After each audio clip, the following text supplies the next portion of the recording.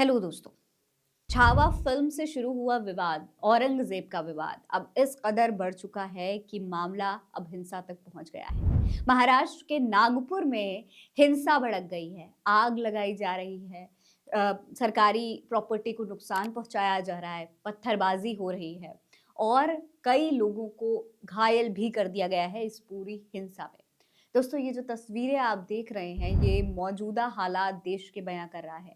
एक फ़िल्म आती है, उस फ़िल्म से किस तरीके से गड़े मुर्दे उखाड़ने की बातें शुरू हो जाती हैं और मामला इस मौजूदा देश के जो तमाम नागरिक हैं, उनके नुकसान तक पहुँच जाता है, हिंसा तक पहुँच जाता है, ये आपके सामने है। दोस्तों, किस तरीके से देश के अहम मुद्दों से भटकाकर औरंगज़ेब की कब्र खोदने के मुद्दे को इतना बड़ा बना दिया जाता है कि पूरा का पूरा देश उस पर एक दूसरे के आमने-सामने आकर के खड़ा हो जाता है, वो दोस्तों इन तस्वीरों में साफ नज़र आ रहा है।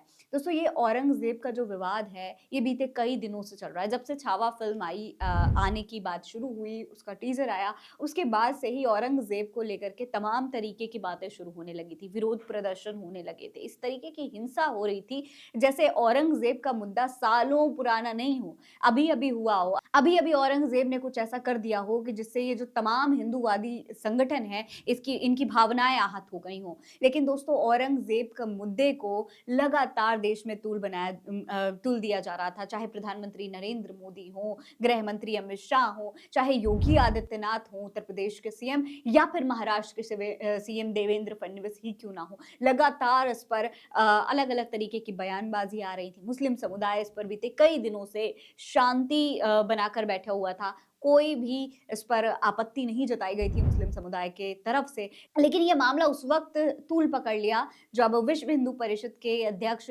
दिलीप शर्मा ने ये ऐलान कर दिया कि जो भी औरंगज़ेब की कब्र पर बुलडोज़र चलाएगा, उसे इनाम दिया जाएगा। 21 लाख रुपए के इनाम की घोषणा कर दी गई। दोस्तों, ये इनाम की घोषणा होते ही ये मामला और ज़्यादा तूल पकड़ने लगा। तमाम नेताओं ने, भारतीय जनता पार्टी के नेता तक इसका समर्थन करने लगे। गृह मंत्री अमित शाह का अब तक इस पर कोई बयान नहीं आया है, लेकिन महाराष्ट्र के सीएम देवेंद्र फडणवीस लगातार इस पर बयानबाजियां कर रहे थे। लगातार ये कह रहे थे कि औरंगज़ेब की कब्र को हटा दिया जाना चाहिए। उस पर कई तरीके के बयान महाराष्ट्र के सीएम की तरफ से भी लगातार आ रहे थे, जिसके बाद अब मामला इस कदर बड़ा हो गया कि अब इसने हिंसा का रूप ले लिया। दोस्तों, नागपुर में इस ऐलान के बाद, जब ये ऐलान किया गया इनाम का, उसके बाद विश्व हिंदू परिषद सड़कों पर उतर आया औरंगज़ेब की कब्र खोदने की मांग को लेकर। लगातार कई तरीके के विरोध किए गए। खबर ये भी आई कि कुरान की आयत लिखा हुआ एक चादर को जो है यहाँ पर जलाया गया। कई लोग कह रहे हैं कि ये दावा बिल्कुल झूठा है, लेकिन कई तस्वीरें दोस्तों सामने आई हैं। ये देखिए, ये जो वीडियो देख रहे हैं आप, ये वीडियो सोशल मीडिया पर वायरल हुई थी। देखिए, इसमें तमाम विश्व हिंदू परिषद के जो कार्यकर्ता हैं, वो नज़र आ रहे हैं। साथ ही साथ अगर आप देखेंगे तो एक हरी रंग की चादर है जिस पर कुछ अरबी में लिखा हुआ नज़र आ रहा है और उस पर आग लगाकर, अगर आप देखें ध्यान से, तो ये लोग लातों से उसे मारते हुए, उसे आग लगाते हुए भी नज़र आ रहे हैं। हालाँकि कुछ लोग ये कह रहे हैं कि ये जो वीडियो है, ये गलत है, झूठा है, लेकिन फिलहाल जो वीडियो नज़र आ रही है, उसकी बिना पे अगर कहा जाए तो नागपुर में ये पूरी हिंसा हुई, इसी वजह से विरोध इस कदर बढ़ गया। जब कुरान की आयत को जलाया गया तो मुस्लिम समुदाय भी सड़कों पर उतर आया। अब तक मुस्लिम समुदाय शांति बनाकर बैठा था, लेकिन जब इस तरीके की वीडियो सामने आई, इस तरीके से विश्व हिंदू परिषद ने लगातार विरोध करना शुरू किया, औरंगज़ेब की कब्र तोड़ने के लिए बवाल शुरू कर दिया,